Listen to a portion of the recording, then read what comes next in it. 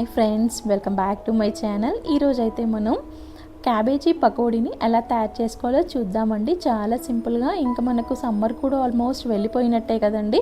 ఇంకా మెల్లిమెల్లిగా వర్షాలు అయితే స్టార్ట్ అవుతున్నాయి. సో వర్షం పడుతున్నప్పుడు వేడివేడిగా ఏదైనా తినాలనిపిస్తే ఈ స్టైల్లో అయితే క్యాబేజీ పకోడీ చేసుకొని తినండి. చాలా అంటే చాలా బాగుంటుంది.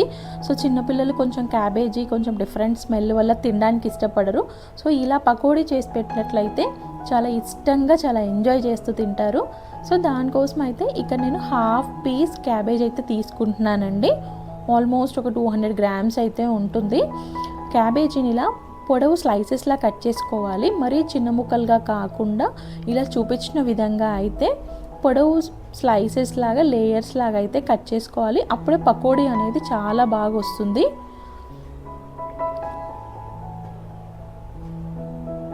క్యాబేజీ హెల్త్కి కూడా చాలా మంచిదండి. సో ఇలా అయితే ఒక్కసారి ట్రై చేయండి ఫ్రెండ్స్. ప్లీజ్ ఫ్రెండ్స్, నా వీడియో నచ్చితే అయితే లైక్ చేసి, షేర్ చేసి, కామెంట్ చేసి, సబ్స్క్రైబ్ అయితే చేసుకోండి. సో చూస్తున్నారు కదా, మనమైతే ఇలా కట్ చేసి పెట్టుకున్నాము మొత్తం అన్ని లేయర్స్ లాగా అయితే. ఇప్పుడైతే ఇందులోకి ఒక 2 బిగ్ సైజ్ ఆనియన్స్ అయితే తీసుకుంటున్నానండి. ఆనియన్స్ ఏంటంటే ఆనియన్స్ వేసి చేయడం వల్ల మనకు టేస్ట్ అనేది ఇంకా పెరుగుతుంది, చాలా బాగుంటుంది. నార్మల్గా ఓన్లీ క్యాబేజీతో కూడా చేస్తారు, బట్ ఆనియన్స్ వేయడం వల్ల మనకు టేస్ట్ అనేది ఇంకా డబుల్ అవుతుంది. అందుకని ఇక్కడ చూపించిన విధంగా ఆనియన్స్ కూడా మనకు పొడవుగా కట్ చేసుకోవాలండి. చిన్న ముక్కలుగా కట్ చేస్తే ఏంటంటే మొత్తం అందులో కలిసిపోతాయి, కాబట్టి ఇలా పొడవుగా చూపించిన విధంగా అయితే కట్ చేసుకోవాలి. ఇలా కట్ చేసుకుంటే పకోడీ టెక్స్చర్ అనేది చాలా బాగుంటుంది. ఆనియన్స్ అనేది కట్ చేసుకున్నాక ఇలా మొత్తం సపరేట్ అయితే చేయాలి, అన్ని ఇండివిజువల్గా చేయాలన్నమాట. చూస్తున్నారు కదా, ఇలా మొత్తం అయితే నేను అన్ని సపరేట్ చేశాను. ఇలా సపరేట్ చేసిన దాన్ని మనం క్యాబేజీలోకి అయితే యాడ్ చేసేసుకుందాము. మనకు ఆనియన్ వేయడం వల్ల ఏంటంటే తింటుంటే ఆ ఫ్లేవర్ అనేది మనకు బాగా తెలుస్తుంది, అండ్ టేస్ట్ కూడా చాలా బాగుంటుంది.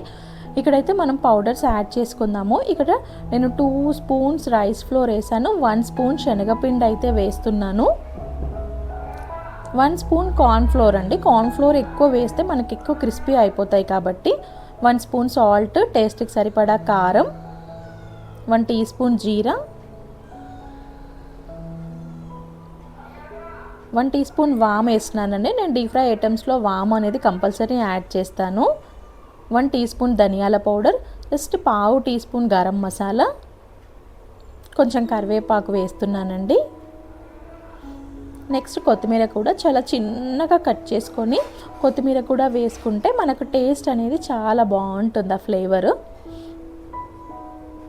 నెక్స్ట్ 2 పచ్చిమిర్చి కూడా చాలా చిన్నగా కట్ చేసి కూడా వేస్తున్నాను. ఇవన్నీ వేసిన తర్వాత కొంచెం నిమ్మరసం అయితే తీసుకోవాలి.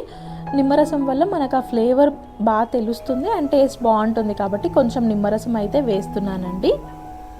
సో ఇవన్నీ వేసిన తర్వాత మనం వేసుకున్న పౌడర్స్ అన్నీ క్యాబేజీకి మంచిగా పట్టేలాగా మంచిగా కోటింగ్ ఇస్తూ మంచిగా మిక్స్ చేసుకోవాలండి మొత్తం. ఒకసారి అలా కలిపిన తర్వాత నేను కొన్ని వాటర్ అయితే జస్ట్ 1 స్పూన్ వాటర్ అయితే యాడ్ చేస్తున్నానండి. వాటర్ అనేది యాడ్ చేసిన తర్వాత మనం మొత్తం అంతా మిక్స్ చేసుకొని డీప్ ఫ్రైకి సరిపడా ఆయిల్ అయితే తీసుకొని ఇప్పుడైతే మనం ఇలా స్ప్రెడ్ చేస్తూ చూపించిన విధంగా వేసుకోవాలి.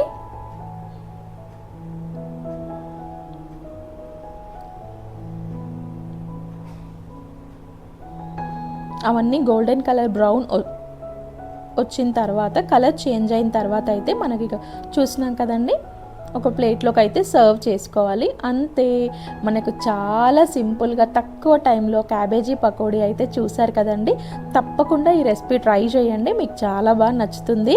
వర్షం పడుతుంటే ఒక సైడ్ కాఫీ కానీ టీ కానీ తాగుతూ మనం పకోడీ అయితే తింటుంటే ఉంటుంది, చాలా సూపర్గా ఉంటుందండి. సో ఒకసారి ట్రై చేయండి ఫ్రెండ్స్, చిన్నపిల్లలు కూడా చాలా ఇష్టంగా తింటారు.